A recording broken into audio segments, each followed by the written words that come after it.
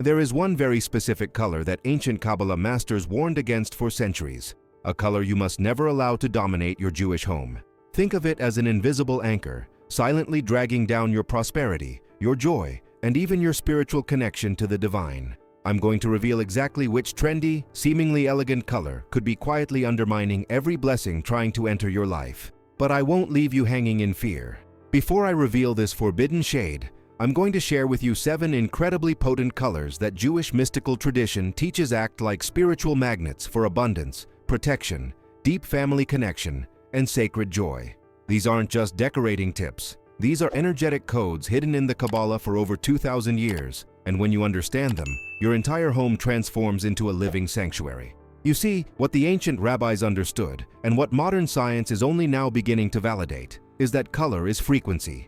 Every shade you surround yourself with broadcasts a specific vibrational signal to the universe. Your walls, your fabrics, your artwork, they're not passive. They're constantly communicating with your subconscious mind, with your emotional state, and according to Kabbalistic teaching, with the spiritual realm itself. You might think you're just choosing paint because it looks nice, but energetically, you could be accidentally inviting struggle, loneliness, or financial blockage instead of the blessings you deserve. The Zohar, one of the most sacred texts of Jewish mysticism, teaches us that every color corresponds to a different Sefirot, a different divine attribute, and when we bring the wrong energy into our most intimate space, our home, we disrupt the flow of Shefa, which is the divine abundance meant to pour into our lives. Right now, before we go any further, I want you to do something with me. Type in the comments, "My home is a magnet for miracles." Say it out loud as you type it. Feel the words resonate in your chest. This isn't just a comment. In Kabbalah, words have creative power. When you speak an intention, especially in community, you're activating a spiritual principle the rabbis called Kavanah, focused intention that opens channels for blessings to flow. And as you continue watching, I want you to look around your own space. Notice the colors surrounding you right now. By the end of this teaching, you'll understand exactly which ones are serving your highest good and which one might be secretly working against you. Let me start with the first sacred color, and this one is deeply rooted in the Torah itself: white. In Jewish tradition, white represents tahara, purity, and it's no accident that on Yom Kippur, the holiest day of the year, we wear white to symbolize spiritual cleansing and our return to our purest state before the Creator. But white isn't just about ritual. Energetically, white is the presence of all possibilities. It's the blank canvas upon which divine light can write new blessings. The Kabbalists teach that white corresponds to Keter, the crown, the highest Sefirot, representing infinite potential and direct connection to the Ein Sof, the infinite divine. When you bring white into your home, especially in sacred spaces like your entryway or near your mezuzah, you're creating an environment of openness and spiritual receptivity. I had a client, Miriam, who felt completely stuck in her life. Her career had plateaued, her relationships felt stagnant, and she couldn't understand why every door seemed closed. When I visited her home, I noticed it was filled with dark, heavy furniture and dim, closed-off colors. We painted her living room a brilliant, clean white, and within 3 weeks, she received an unexpected job offer she hadn't even applied for, and reconnected with a childhood friend who became a crucial business partner. This wasn't coincidence. White creates space for the new. It acts like a spiritual reset button, clearing old stagnant energy and inviting fresh blessings to enter. Now here's a practical ritual you can do tonight. As you paint or even just add white elements into your space, whether it's white candles, white linens on your Shabbat table, or a beautiful white piece of art, say this intention aloud. I clear this space of all past limitations. I open my home and my life to infinite blessings, clarity, and abundance from the divine source. I am a clean vessel for miracles. You're not just decorating. You're performing a sacred act of spiritual preparation, aligning your physical environment with the flow of divine prosperity. The second color I need to share with you is one that might surprise you, but it carries enormous spiritual power: blue. Not just any blue, but the specific shade known in Hebrew as Techelet. For thousands of years, this sacred blue dye, mentioned over 40 times in the Torah, was used in the tzitzit, the fringes on the talit, the prayer shawl. The Talmud teaches that Techelet resembles the sea, and the sea resembles the sky, and the sky resembles the throne of glory. This one color creates a direct visual and spiritual link between our earthly existence and the divine presence. Blue is the energy of emunah, faith, and bitachon, trust. When life feels chaotic, when anxiety is overwhelming you, when you can't hear that still, small voice of wisdom within you because the world is too loud, blue is your sanctuary. Neuroscience actually backs this up. Studies from the University of British Columbia found that blue environments enhance creative thinking and produce a calming effect on the nervous system, lowering cortisol, the stress hormone. In your home, bringing shades of blue into your bedroom, your study, or wherever you need to reconnect with yourself creates what the Kabbalists would call a vessel for Binah, understanding, and Chochmah, wisdom. I remember working with a family, the Goldsteins, whose home was filled with constant conflict. Parents and teenagers were barely speaking. There was anger, misunderstanding, and everyone felt unheard. I suggested they create a family conversation corner, and we painted it a soft, serene blue. They placed comfortable chairs there and made it a rule that difficult conversations would happen only in that blue space. Within a month, the father told me it was like a switch had flipped. People listened. They spoke more calmly. The space itself seemed to invite understanding. That's the power of Techelet, of sacred blue. It doesn't just calm your mind, it opens your heart to Zen truth, both your own and others. If you've been struggling to make wise decisions, if you feel disconnected from your intuition, or if your home feels emotionally volatile, blue is your spiritual anchor. Now, the third color is one that resonates deeply with Jewish identity and mystical power: gold. In the temple in Jerusalem, gold was everywhere. The menorah, the Ark of the Covenant, the altar, all overlaid or made entirely of gold. Why? Because gold represents the highest earthly reflection of divine light. It doesn't tarnish, it doesn't decay. It's eternal, just like the soul, and just like the blessings of the Infinite One.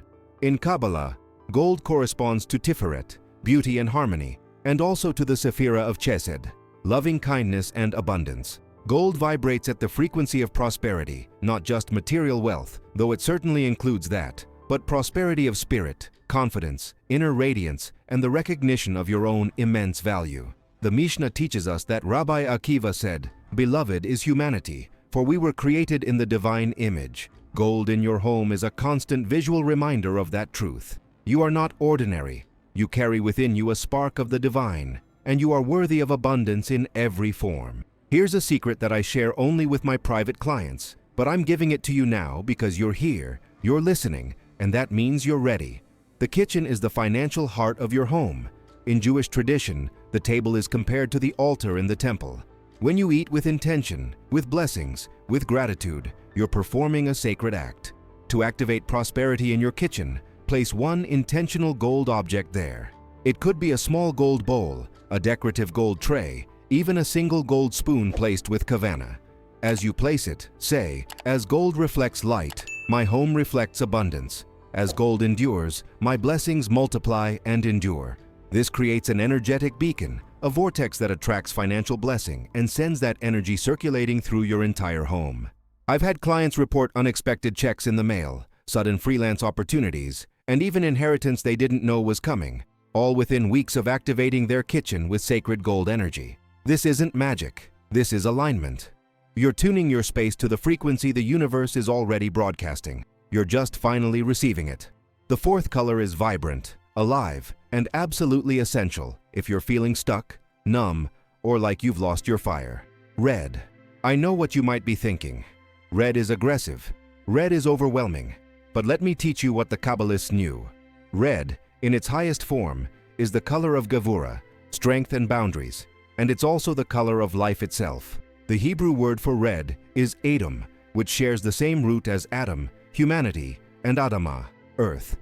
We are literally formed from the red earth. Blood, the essence of physical life, is red. Red is not aggression. Red is life force. It's passion, courage, and the holy fire that drives you to create, to love, to fight for what matters. When used with intention, red becomes a focused flame that burns away apathy and reignites your will to act. If your relationship has lost its spark, if you and your partner feel more like roommates managing logistics than lovers building a life, red is your wake-up call. If your motivation is gone, if you're procrastinating on your dreams, if you feel like you're just going through the motions, red breaks you out of that fog. You don't need to paint your whole bedroom red. That would be too much, too overstimulating. Subtlety and intention are key. A piece of red artwork, a few red pillows, a single red vase, even red Shabbat candles. These are enough to inject your space with a surge of momentum. I once worked with a couple, Sarah and David, who were on the verge of divorce. They'd been married 15 years, and they told me they felt nothing anymore. We introduced one powerful piece of red abstract art into their bedroom and a pair of red candles they lit every Friday night with a specific intention to remember the passion that brought us together. It sounds almost too simple, but within 2 months, they renewed their vows. They told me it was like the pilot light in their relationship had been relit. The red didn't create something that wasn't there. It awakened what had gone dormant. That's the spiritual technology of color. The fifth color is one that might feel gentler, but don't underestimate it. Green. In Jewish thought, green is the color of Chaim, life, and of renewal. After the flood, Noah sent out a dove, and it returned with a green olive branch, the first sign that life was beginning again on earth. Green represents Chiddush, newness, healing, and unstoppable growth. It's the color of spring, of hope, of the earth regenerating itself no matter how harsh the winter was. The Kabbalists associate green with the Sefirot of Netzach, eternity and victory, the energy that persists no matter what. When you feel like your life has stalled, when you're stuck in the same patterns and nothing seems to move forward, green is your spiritual fertilizer. It breaks up stagnant energy and creates momentum for fresh growth. This is why bringing living green plants into your home isn't just about decor or air quality, though science confirms plants do filter toxins and increase oxygen. Energetically, a healthy green plant is a living, breathing symbol of growth and possibility. It's taking in carbon dioxide and producing oxygen. It's converting light into life. That process is happening in your space, constantly reminding your subconscious mind that transformation is always possible. In the mystical tradition, we're taught that everything in creation is constantly singing praise to the Creator, and plants, with their silent, steady growth, are part of that eternal song. When you place a green plant in your home, especially in corners where energy tends to get stuck, you're introducing the vibration of expansion, of healing, of life moving forward. I had a client who'd been trying to start a business for 3 years, but kept hitting walls, permits denied, funding falling through, partnerships dissolving. She felt cursed. We placed 3 healthy green plants in her home office, and I taught her to water them with intention, saying, "As this plant grows, my business grows. As this life thrives, my vision thrives." Within 6 weeks, she received an unexpected grant and her first major client. Coincidence? I don't believe in coincidence anymore. I believe in alignment. Now the 6th color is one that holds deep ancient power and connects to protection, boundaries, and the mystical realm. Purple. In the time of the temple, the rarest and most expensive dye was argamen, purple, mentioned alongside Techelet in the fabrics of the Mishkan, the tabernacle. Purple was reserved for royalty, for the priesthood, for the sacred. Why? Because purple sits at the intersection of red, the earthly life force, and blue, the heavenly divine connection. Purple is the marriage of heaven and earth, the physical and the spiritual. In Kabbalah, purple resonates with Malchut, kingship, the Sefirot that represents the divine presence dwelling in our material world. It's also connected to Yesod, foundation, the channel through which spiritual energy flows into physical reality. When you bring purple into your home, you're creating a space where the spiritual and the material can meet, where your prayers and intentions can manifest into tangible reality. Purple enhances intuition and spiritual sensitivity. If you're someone who prays, who meditates, who seeks to connect with something greater than yourself, purple in your sacred space amplifies that connection. It's also a color of protection and boundaries. In Jewish folklore and mystical practice, purple has been used in amulets and protective rituals because it represents the royal authority of the divine watching over you. I recommend placing purple elements in your prayer corner, near your bookshelf of sacred texts, or in your bedroom if you're working on deepening your spiritual practice or receiving clearer guidance through dreams. A client of mine, Rachel, kept having disturbing dreams and felt spiritually unprotected in her home. We introduced a deep purple throw blanket on her bed and a purple candle she lit before sleep with the prayer, "Hashem, surround me with your royal protection as I rest." Her sleep transformed. She started receiving vivid, meaningful dreams that guided her through major life decisions. Purple opened a channel. The 7th and perhaps the most universally powerful color in Jewish tradition is one you've seen every Shabbat if you've ever lit candles or attended a Friday night service. Warm, glowing amber and yellow tones, the color of flame, of candlelight, of the sun. In Hebrew, the word for light is or, and light is the very first thing God created. Bereshit, in the beginning, God said, "Let there be light." Not the sun, which wasn't created until the fourth day, but a primordial spiritual light that the Kabbalists teach still exists in hidden form, and we access it through mitzvot, through sacred actions, through Shabbat, and yes, through the intentional use of warm, luminous color in our homes. Yellow and amber represent simcha, joy, clarity, optimism, and mental energy. They stimulate the mind, enhance focus, and create a feeling of warmth and welcome. In your home, warm yellows and ambers are perfect for spaces where you gather, where you welcome guests, where you study Torah or do creative work. These colors say, "You are welcome here, you are safe here, there is joy here." I've worked with families who felt isolated, who rarely had guests, whose homes felt cold and unwelcoming even to themselves. We introduced warm golden yellow tones into their entryway and living spaces, and within months, they told me their home had become a gathering place. Friends started stopping by. Shabbat dinners grew. Their children invited classmates over. The home became alive. That's not psychological accident. That's spiritual physics. Color creates resonance, and warm light tones resonate with connection, community, and joy. Here's a practical piece of advice rooted in Jewish wisdom. Never let your home fall into complete darkness at night. Keep a small, warm light on, whether it's a night light, a lamp with a soft amber bulb, or even an electric Shabbat candle. This tradition comes from the teaching that a home should always have or, light, as a sign that the divine presence is welcome there. Spiritually, it also prevents negative energy from settling in dark corners. Light is protection, light is clarity, light is the first and most fundamental blessing. Now, if you're still with me, take a moment and type in the comments, "I choose light and blessings for my home." This is your declaration.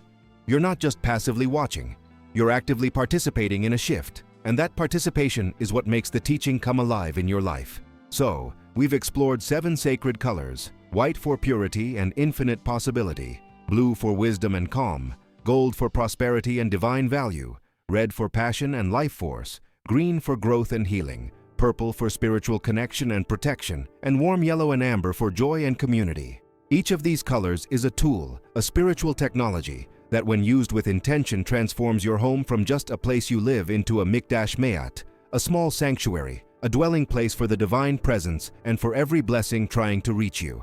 But here's what I need you to understand, and this is critical. There is one color that works in direct opposition to everything I've just shared with you. Where white opens infinite potential, this color creates restriction and closure. Where gold attracts prosperity, this color subtly repels it. Where red ignites passion, this color slowly extinguishes your fire.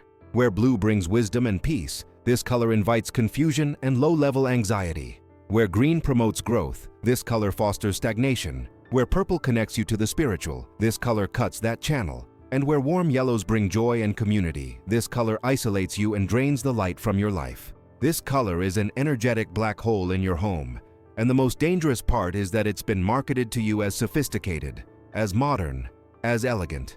You've been told it's neutral and calming, but energetically, it's the opposite. It's a silent thief, stealing your joy, your momentum, and your blessings, so slowly you don't even notice until you're stuck, struggling, and wondering why nothing seems to work. The color ancient Kabbalah warns against, the color you must be incredibly cautious with in your home, is dark gray. Now, before you panic, stay with me, because I'm going to give you the antidote, the solution, the way to neutralize this if your home is already dominated by it. But first, you need to understand why dark gray is spiritually dangerous. In Kabbalistic thought, colors exist on a spectrum from light to shadow. Pure light is the divine. Pure shadow, complete absence of light, represents the Sitra Akra, the other side, the realm of spiritual disconnection and negativity. Dark gray sits in a very specific and problematic place on that spectrum. It's not black, which is absolute, and can sometimes represent depth or the fertile void before creation. Dark gray is something worse. It's the color of half-life, of dimness, of fog, of being neither here nor there. It's the color of uncertainty, confusion, and spiritual ambiguity. In Jewish mourning tradition, the color associated with grief is not black, as in many Western cultures, but a kind of muted, ashen gray. It's the color of ashes, of destruction, of the temple in ruins, of Kriya, the torn garment. Gray represents loss, sadness, and the absence of joy.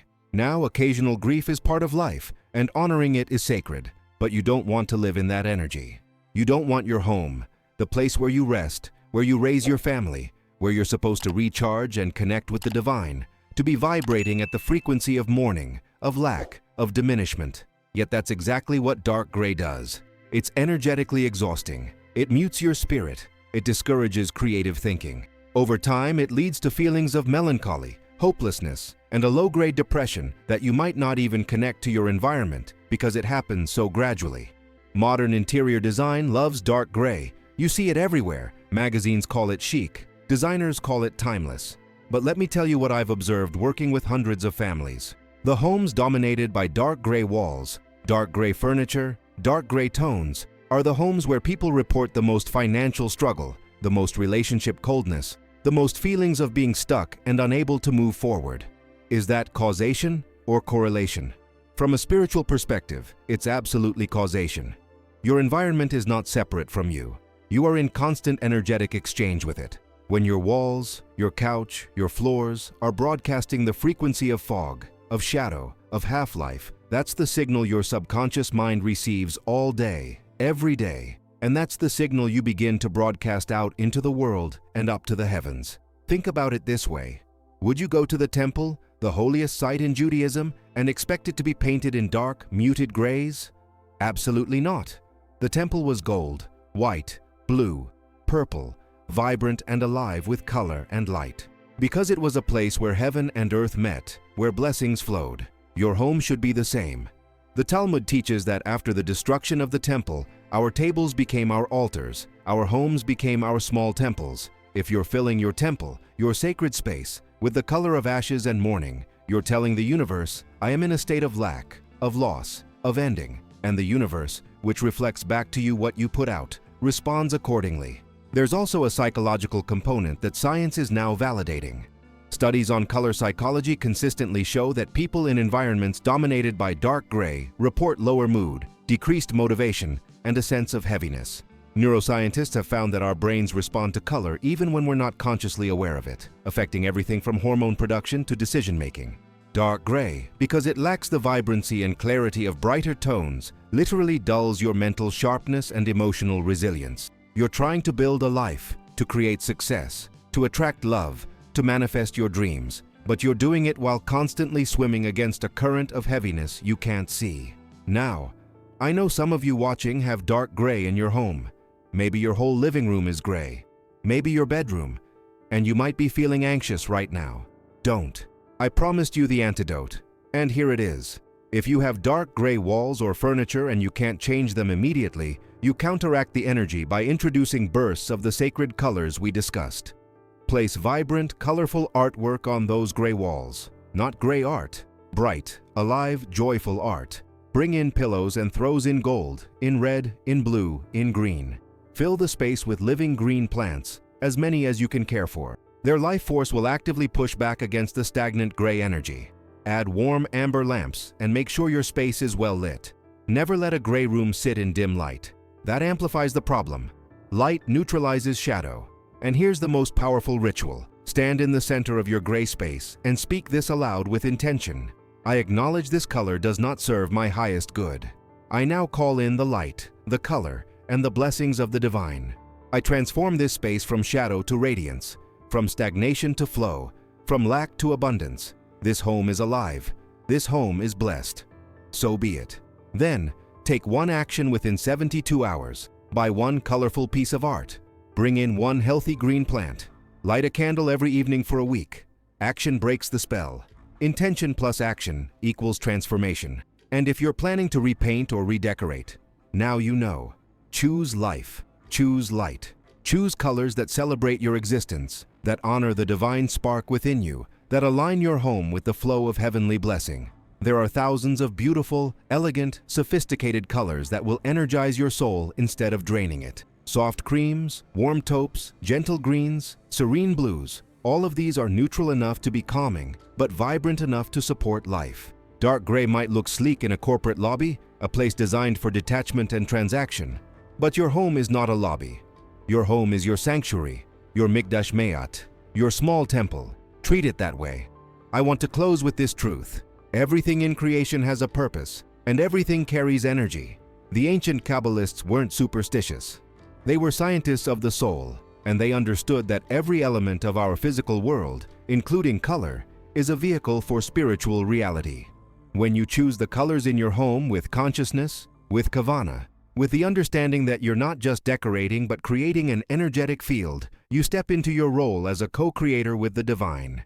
You're no longer a victim of circumstance or bad luck. You're an active participant in your own blessing. So right now, type in the comments, "My home is a living sanctuary of blessings." Say it out loud, mean it, and then look around your space.